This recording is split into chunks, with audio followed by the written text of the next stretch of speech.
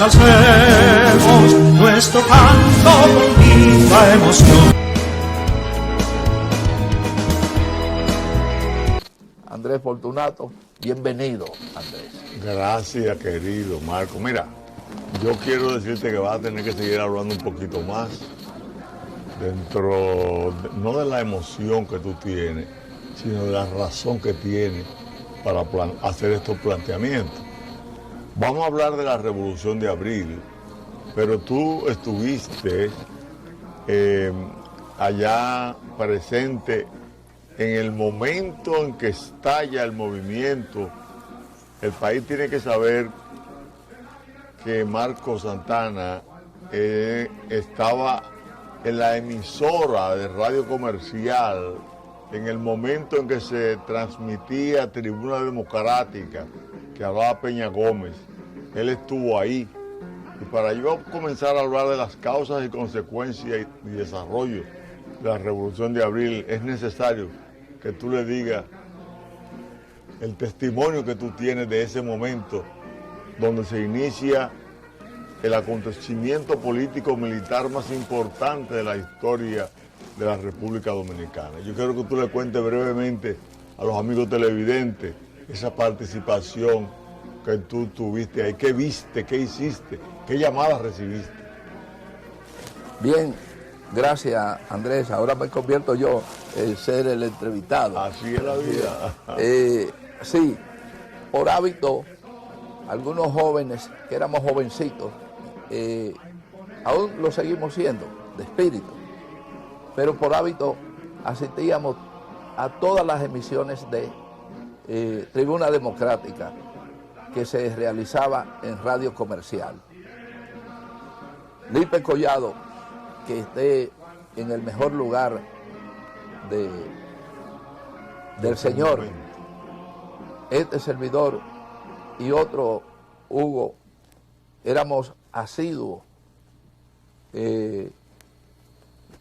impertinentes, porque estudiábamos periodismo, ya estábamos envueltos en el periodismo y nos daban la oportunidad de ir a neciar a la emisora, a coger boche y hacer mandados y todo eso. Era nuestro hábito. Ese día, que había transcurrido como toda una serie de días pasados, sin ningún tipo de información ni sospecha del caso de nosotros, porque todo un movimiento de esa naturaleza tenía una serie de connotaciones, una serie de acciones. Ese día, mientras se radiaba el programa Tribuna Democrática, como bien apunta Fortunato, suena el teléfono, pero nadie quería perder el tiempo de conectarse del discurso que llevaba el programa, donde se reunían los más prominentes oradores de la época: Rafa Gamundi Cordero, Napoleón Núñez, Luis Asunción, en fin, y otros. Era el momento, ese sábado, aproximadamente en la 1:30 de la tarde, cuando el teléfono suena. El teléfono suena y nadie lo quería coger, y Luis Armando Asunción dice: carajito, sirve para algo, ¿qué hace? Coge el teléfono. Entonces, cuando voy y contesto el teléfono, una voz me dice: ¿está Peña Gómez ahí? Sí, está aquí, pero rápido porque estoy perdiendo. Sí, está aquí. Pónmelo ahí. Cuando voy, digo: están llamando a Peña Gómez. El mismo Luis Armando Asunción dice: pregunta quién es, qué clase de periodista eres, que no sabe ni siquiera informar y atender un teléfono. O sea, eso era parte de la enseñanza de los maestros. Y cuando vuelvo al teléfono, me dicen: de parte del capitán Peña Taveras. Y entonces le transmito a Peña Gómez que lo llama el capitán Peña Taveras. Inmediatamente Peña se pone de pie, va al teléfono que estaba retirado y contesta el teléfono.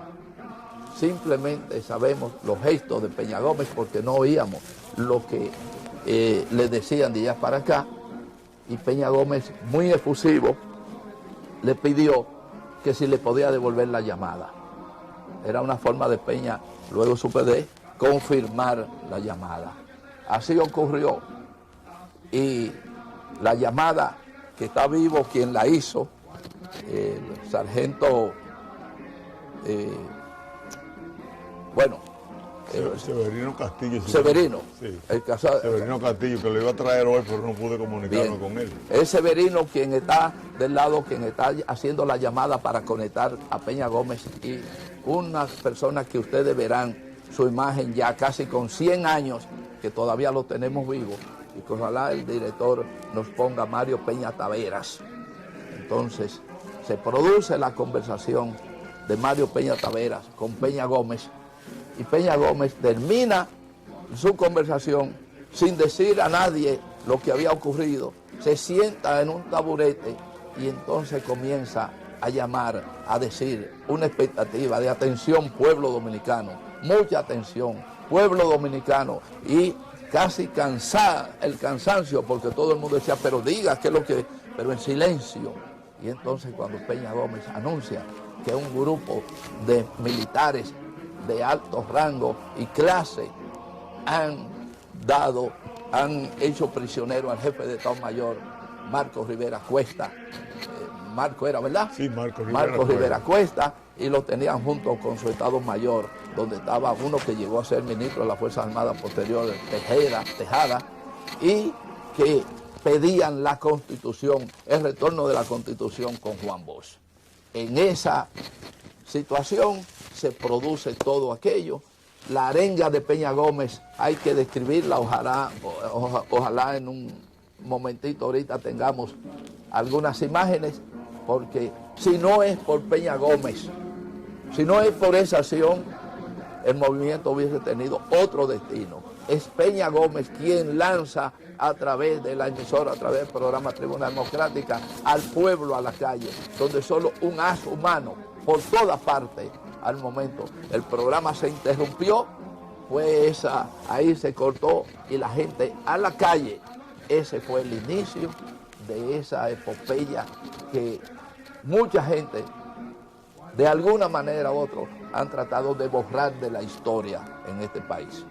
Es muy poco la capacidad de síntesis que uno tiene en estos casos. Y vuelvo a pedirte excusa por el tiempo. No, pero el país y un servidor te agradece esa información, porque los jóvenes de hoy tienen que beber de la fuente del ayer para poder reinspirarse y hacer un esfuerzo por levantar la dignidad y la moral de este país. Excúsenme una vez más porque no era la intención, pero Andrés Fortunato me puso en esta, tener que narrar de mí mismo algunos detalles.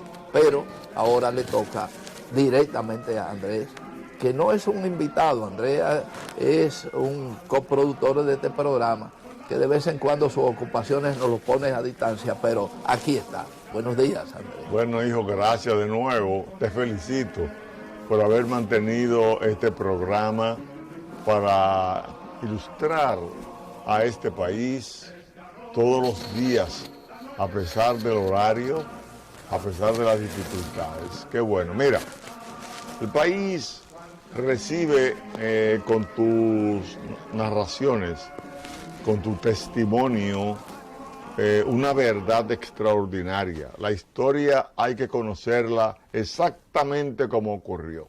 Si los pueblos la asimilan, pueden dar entonces las transformaciones que ellos necesitan hacer. Conocer el hecho, interpretar el hecho, estudiar cómo transformarlo. La Revolución de Abril de 1965, el tercer acontecimiento más importante de la historia republicana, debe ser conocida, insistimos en eso, y hemos mantenido la Fundación de Militares Constitucionalistas, nos hemos aliado a otros grupos de trabajadores de la Revolución de Abril, para nosotros llevarle al pueblo dominicano la importancia del rescate de esa memoria. ¿Qué pasa con Abril? Con ese Abril que comienza de la forma que lo narra Marcos Santana. Abril se produce como consecuencia de una serie de acontecimientos políticos que se sucedieron a partir de la muerte de Trujillo el 30 de mayo de 1961. En ese momento debió de haberse iniciado un paso para sustituir al régimen completo. Sin embargo, se muere Trujillo y el régimen sigue en el poder bajo la dirección del doctor Joaquín Balaguer. ¿Por qué Joaquín Balaguer era presidente en el momento en que matan a Trujillo?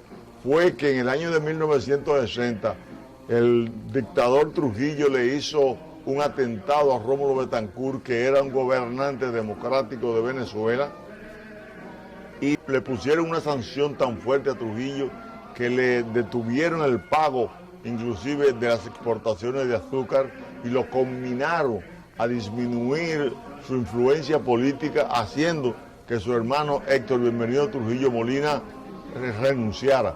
¿Y quién queda en el poder? Queda Balaguer, que era el vicepresidente, que se había electo en el 1957. Ya ustedes saben por qué Balaguer entonces era el presidente. Balaguer quiso mantenerse en el poder y quiso para ello inclusive mantener a Ramfi Trujillo como jefe de la Fuerza Armada, nombrándolo jefe de Estado Mayor Conjunto de Aire, Mar y Tierra. Ramfi comenzó a reprimir a los que mataron a Trujillo, pero los Estados Unidos comenzó a presionar a través de los diferentes mecanismos que ellos tienen de influencia en los gobiernos bajo su dependencia. Y lograron entonces que el general Ramfi saliera del país el 19 de noviembre, después que el general Rodríguez Chavarría bombardeó la base aérea de San Isidro. Renuncia Ramfi, se van del país, el pueblo presiona mediante huelga para que Balaguer renuncie. Viriato Fiallo le envía una carta a Balaguer para que Balaguer lo nombre secretario de Interior y Policía, que era quien le correspondería después del vicepresidente ser el presidente, sustituir a Balaguer, pero Balaguer mantuvo la resistencia. El pueblo avanzó hacia adelante buscando la democracia a través de huelga. El día 1 de enero, Balaguer termina formando un Consejo de Estado que luego el 16 de enero el mismo Joaquín Balaguer y Rodríguez Chavarría se encargan de darle un golpe de Estado al Consejo de Estado que se había nombrado. A los 3 días fue depuesto definitivamente Joaquín Balaguer. Comienza un Consejo de Estado que crea las condiciones para las elecciones donde gana el profesor Juan Bosch con amplias mayorías el 20 de diciembre de 1962, con la oposición de la oligarquía dominicana, que lo había acusado ya de comunista para que no pudiera ganar las elecciones, pero Juan Bosch, con esa habilidad que tenía en la palabra, esa capacidad de convencimiento, en ese distanciamiento que tiene el profesor Juan Bosch del político de hoy. Hay políticos de hoy que saben convencer, pero saben convencer de manera demagógica, que es parte de lo que se ha construido después de la Revolución de Abril. Pues Juan Bosch gana, asciende al poder y hace dos cosas fundamentales. Primero, sentencia en su discurso de que en una democracia no puede haber otro gobierno que no sea el gobierno de la ley. Eso es decir, aquí va a mandar la Constitución, y esa Constitución se promulga el 29 de marzo. Pues esa Constitución de la República, la oligarquía entendió que atentaba contra ella porque en su artículo 23 planteaba la eliminación de los latifundios y en el 25 prohibía que se le vendieran tierras a extranjeros, que era lo que había ocurrido desde el gobierno de Ignacio María González en el 1874, cuando se comenzaron a atraer sectores internacionales productores de azúcar como consecuencia de la guerra de los 10 años que se produjo en Cuba, donde los ingenios fueron arrasados mediante incendios y se trasladaron mucho hacia acá. Ahí comenzó la industria azucarera dominicana.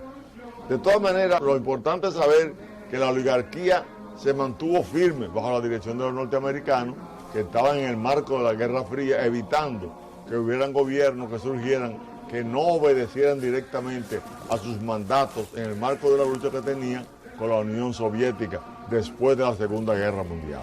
Realmente Juan Bosch fue víctima de la situación después de haber hecho un gobierno de 7 meses donde se expresa su honestidad y capacidad de manejo de los recursos económicos. ¿Por qué? Porque Juan Bosch pagó en menos de 7 meses, pagó $9.022.000 de la deuda externa, que era de unos 12 millones. Pagó una cantidad de deuda externa prácticamente igual a la que pagó Trujillo a los 17 años del poder, que fue en el 1947, cuando paga, en medio de la bonanza de la Segunda Guerra Mundial, 9.271.855 pesos con 55 centavos. Juan Bosch demostró su gran capacidad porque pagó prácticamente lo mismo en 7 meses. Le dieron golpe de Estado, pero a lo interno de las Fuerzas Armadas y en el seno del país se había acrecentado el interés de la democracia, de la libertad, de la honestidad pública, y eso se sembró en un grupo de militares que encabezó el coronel Rafael Tomás Fernández Domínguez, quien, a sabiendas de que están conspirando contra Juan Bosch, forma el movimiento Enriquillo. Ese movimiento Enriquillo estuvo conformado por él y 12 oficiales de la Academia Militar Batalla de la Carrera, que comenzaron a trabajar para evitar que el profesor Juan Bosch fuera derrocado. Se dio golpe de Estado a pesar de eso, pero ellos siguieron trabajando. Al coronel Fernández Domínguez lo sacan del país y se queda el coronel Hernando Ramírez encargado del movimiento. Se suma también Mario Peña Tavera, quien crea un movimiento el 22 de marzo de 1964. Los sargentos forman otro movimiento y muchos grupos de militares y civiles están interesados en derrocar al gobierno corrupto que sustituyó de manera de facto al profesor Juan Bosch. El 24 de abril entonces estalla el movimiento en las condiciones en que narra Marco Santana, que estuvo presente en Radio Comercial en el momento en que se transmitía Tribuna Democracia. El pueblo se lanza a la calle con tanto ímpetu que al otro día, ya a las 10 de la mañana, el gobierno del triunvirato de dos se vio obligado a renunciar. A las 10 de la mañana, el general Tadeo Guerrero llama a Hernando Ramírez y le dice: mire, ya don Enrique Cabral aceptó la derrota. ¿Por qué la aceptó? Porque los americanos, que estaban representados en ese momento por 2 oficiales adscritos a la embajada, que era el general Ralph Haywood, que era el agregado naval, y William Conet, que estaba directamente encargado de la embajada, habían sido mandados a buscar por don Enrique Cabral para que solicitaran una invasión, como le dijo don Enrique Cabral, para proteger el gobierno contra los comunistas, dijo don Enrique Cabral. Sin embargo, ellos le dijeron: no, aquí lo que va a haber una junta militar. Y a partir de ahí, ya don Enrique Cabral sabía que no tenía la protección de quienes lo auparon al poder, que fueron los norteamericanos, dentro del triunvirato. ¿Qué hizo el general Tadeo Guerrero? Que llama a Hernando Ramírez. Hernando Ramírez manda a Giovanni Gutiérrez y a el coronel Camaño. Coronel Camaño dirigía la operación con 50 hombres, toman el palacio, y a las 2 de la tarde ya está juramentado Molina Ureña, que había sido el presidente de la Cámara de Diputados. Después que se llamó al grupo de legisladores, lo eligieron a él en lo que llegaba de manera provisional. Pero la Junta Militar era el reclamo de los americanos, y entonces un grupo de oficiales de San Isidro se sumó a ese pedimento. En la tarde ametrallaron el palacio, comenzó el ametrallamiento el 16 de agosto, campamento al 27 de febrero, y ese domingo en la tarde comenzó a arder el inicio de lo que es la guerra civil. La guerra civil se enciende en el puente. Ahí estuvo Marco Santana también y otros grupos. Nosotros los cadetes, esa tarde salimos hacia San Pedro de Macorís con la idea de llegar a través de barco a la capital y unirnos a la revolución, que tuvimos que hacerlo el 27 a través de Samaná Sánchez, pero llegamos a la capital. Lo cierto del caso es que he derrotado el ejército de San Isidro.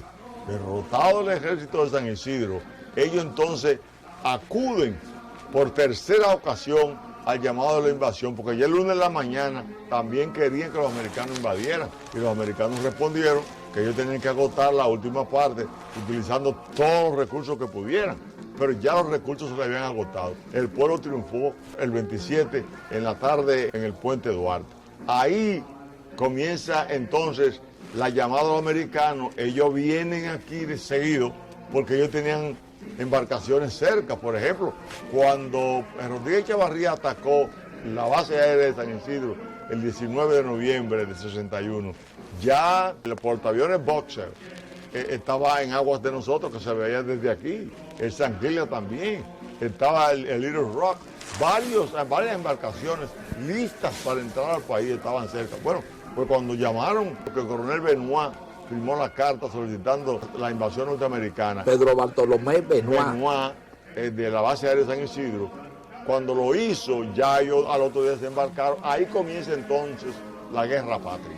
La Guerra Patria fue la resistencia a esa invasión. La invasión no se recibió de rodillas, sino de pie, con las armas en las manos, con la dignidad que los pueblos tienen que reclamar sus derechos. Y se demostró cuando el 30 de abril, el coronel Camaño y el alto mando militar constitucionalista decide atacar la fortaleza Osama. Bajo la dirección militar del coronel Lora Fernández, toman la fortaleza Osama, extraen de ahí las armas que habían, era para seguir combatiendo a los americanos, como lo hicieron después, el 15 y 16 de junio, cuando el general de 3 estrellas, Bruce Palmer, que era el general más experimentado de los Estados Unidos, intentó tumbar el gobierno constitucionalista que precedía el coronel Camaño. No le salió como ellos pensaron. 2 días de combate, 1.865 disparos de grueso calibre no amedrentaron las tropas que descendían de la herencia de Enriquillo y todos los hombres y mujeres que lucharon por la independencia nacional y por la restauración y que le habían hecho resistencia a todas las tiranías, porque este es un pueblo bravo y lo demostró en esos 15 días. No pudieron entrar los americanos y tuvieron que seguir las negociaciones que se habían iniciado el 10 de junio de 1965, que la interrumpieron cuando el lunes 15 estaban esperando la reunión y Ernst von Bunker llama a Camaño temprano diciendo que no iba, y lo que hubo fue el ametrallamiento que comenzó en todo el cordón que dividía Ciudad Nueva del resto del país. Realmente, la bravura del pueblo dominicano se impuso a la arbitrariedad de la fuerza de los sectores invasores, hasta llegar a lograr un acuerdo el 31 de agosto de 1965, mediante el cual se firmaron el Acta de Reconciliación Dominicana y el Acta Institucional. Eso hace nacer un gobierno provisional que dirige Héctor García Godoy, quien propicia las elecciones del 1 de junio de 1966, que gana por fraude el doctor Joaquín Balaguer, porque en la campaña murieron más de 350 personas que habían participado en la revolución y estaban de parte de Juan Bosch. Juan Bosch no pudo salir a hacer campaña y se instala un gobierno de 12 años represivo que intentó acabar con el remanente de los grupos revolucionarios y democráticos que había en el país. Y no pudo, pero sí pudo crear una clase política que es la que ha nacido hoy para ser demagoga, para tener una maldad racional, calculada, para utilizar los recursos del Estado para mantenerse y conquistar el poder, y ha creado las condiciones para que esos 57 años que le ha regalado la Revolución de Abril al país para crecer en democracia haya disminuido, pues bajo no la bota de las armas, sino la bota de la corrupción. Ha logrado crear las condiciones para desacreditar la democracia por la cual hemos luchado. Siga explicando esos aconteceres que de una manera u otra tenemos que llevar a la nueva generación en esa discusión contra aquellos escribidores. Alguna gente me dicen, no se dice escribidores, pero yo la pongo en evidencia. Ese nombre, porque se distingue. Exactamente. Lo que escriben malos. Lo que escriben malos y que escriben por encargo. Y esos, entonces, contra esos escribidores que tratan de borrar párrafos, que tratan de manejar las comas, que tratan de manejar el sentido de la ética, pues nosotros todavía vivimos. Y tenemos que enseñar a que la gente, la juventud pueda decir, no, eso no fue así. Esa revolución que tuvimos fue una revolución donde está rica de investigación todavía inédita. Y recuerdo y aprovecho que un día el entonces padre de Pepín Corripio, don Manuel Corripio, fue donde Camaño en una entrevista que hube de haber coordinado por unas razones y allí en presencia de uno de los héroes del movimiento de abril extranjero, que era Ilio Capozzi, estaba el presidente Camaño, estaba Héctor Aristi, y don Manuel fue porque habían rumorado de que alguien intentaba abrir sus almacenes en la Emilio Prudón. Y don Manuel fue a ponerse a las órdenes del presidente de la República, el coronel Francisco Alberto Camaño Deño. Y en ese instante, Camaño se puso de pie y le dijo: mire, don Manuel, mantenga sus llaves, que esto no es una revolución, esta es una revolución. Y inmediatamente ordenó a Diego Guerra que colocara una vigilancia permanente en los almacenes de don Manuel Corripio. Refiero esto porque hay muchas versiones que hablan y que distorsionan realmente la verdad, el sentido de una revolución limpia y todo, que hubieran casos como naturalmente hubo que fusilar vagabundos en la Revolución de Abril, hubo que fusilarlos porque cometieron hechos de asesinato y robo y todo eso, pero la esencia de la Revolución Constitucionalista está ahí. ¿Y saben dónde está? Incluso en este momento, sentada en el Palacio Nacional. El padre del presidente Luis Abinader, nombrado por el presidente constitucional Francisco Alberto Camaño en uno de los cargos. Ministro de Hacienda. Ministro de Hacienda, don José Rafael Abinader, padre del hoy presidente de la República. Excelente. Nosotros entonces, a partir de los que tú apuntas, nos inscribimos en el carácter anticorrupción que tenía la revolución. Camaño y el ejército constitucionalista estaban en la obligación de defender los bienes nacionales.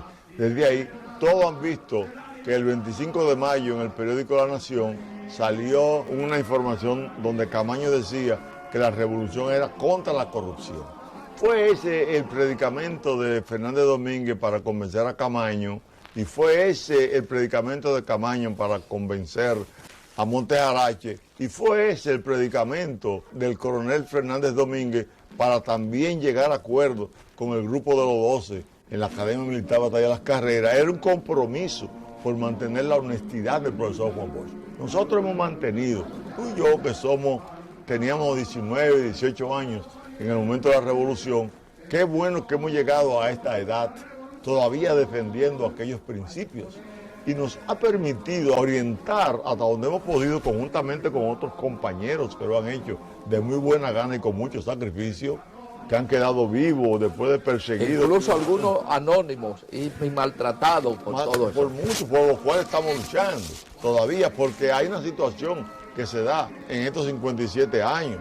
Los militares constitucionalistas que actuaron bajo el mandato del artículo 161 de la Constitución de Juan Bosch, que tenían que defender la Constitución y la soberanía nacional, actuaron en función de eso. Hoy todavía padecemos los rigores de la indiferencia en cierto sentido del Estado, porque hemos logrado algunas reivindicaciones en base a lo que planteaba el Acta de Reconciliación Dominicana, pero hay calidades que se nos han negado. Todavía el derecho de igualdad a la dignidad y a la vida, porque muchos perdieron la vida y nosotros estamos siendo con ellos gratos.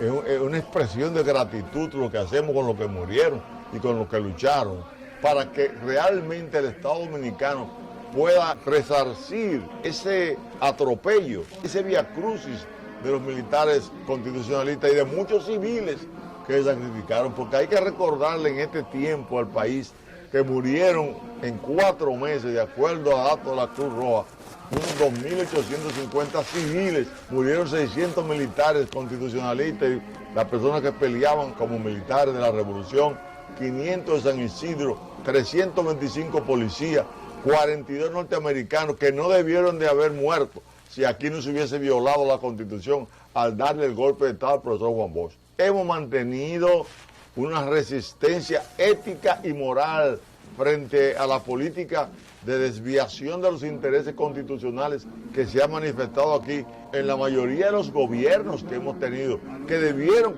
desde el momento en que el PRD sustituye a Balaguer, debió haberse colocado la Constitución como un estandarte de conocimiento para todo el pueblo dominicano, porque no se puede llevar a cabo una lucha contra la corrupción si no hay un pueblo constitucionalizado, si no hay un pueblo preparado, si no hay un pueblo que tenga ética política, donde hoy la mayoría de los líderes políticos lo que piensan es hacer lo que hizo Trujillo, llevarse los recursos del Estado para su casa y abandonar a su suerte a una amplia mayoría de la población, manipulando los medios de comunicación, manipulando la palabra, impidiendo que los hombres y mujeres que realmente tienen vocación de servicio al país puedan ejercer su derecho.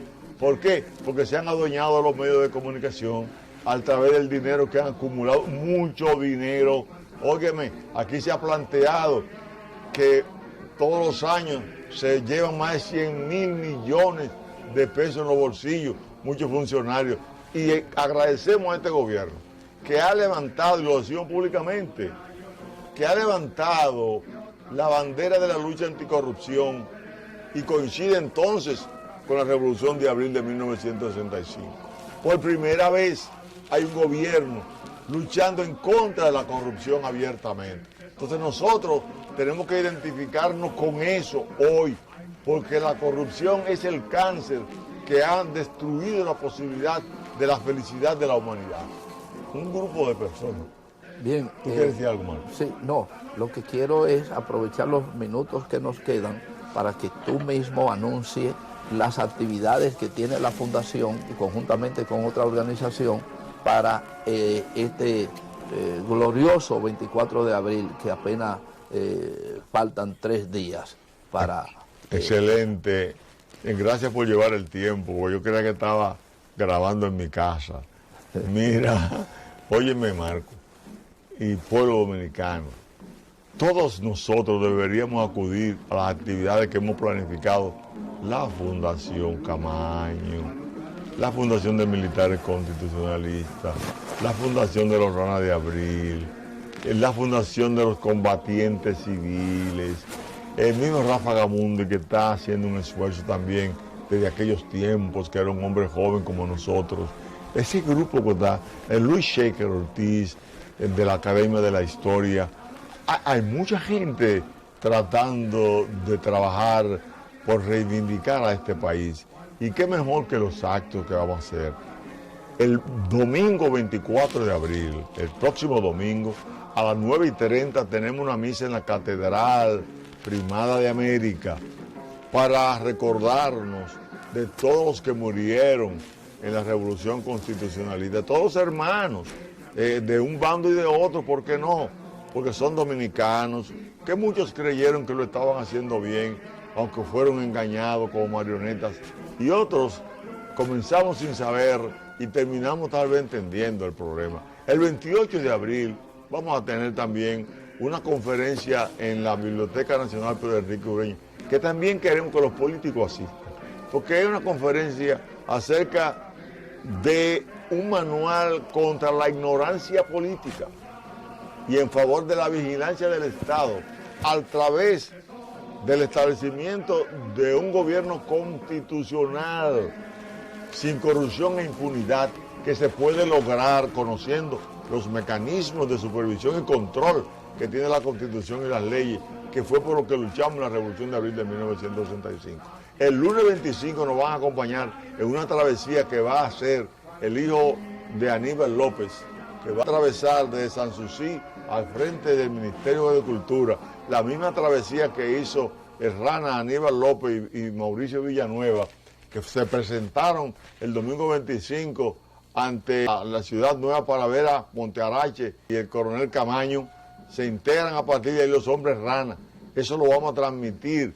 Ya visitamos la Armada Dominicana. Se nos va a dar una nave pequeña para que vayan las cámaras y Aníbal vaya narrando la situación como fue, porque el pueblo dominicano tiene que despertar, conociendo sin mezquindad el aporte que cada hombre y mujer hizo una revolución de abril y épocas sucesivas en favor de la Que patria. hay que decir bien claro, que todo lo deja entredicho, es que ellos nadaron para llegar al...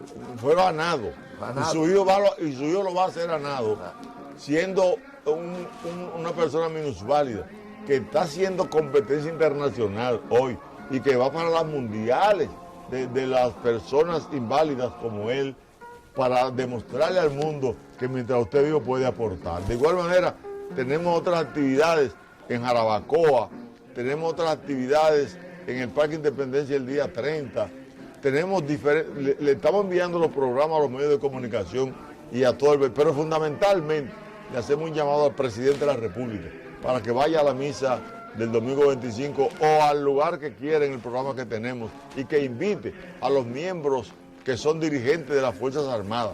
El alto mando militar y policial debe acudir a los actos de abril con las mismas pompas que acuden en la batalla del 30, 19 de marzo, 27 de febrero y 16 de agosto, porque abril es el acontecimiento más importante que hemos tenido en materia de contribución con la democracia dominicana. Al luchar, soldados valientes, empezó la revolución, a imponer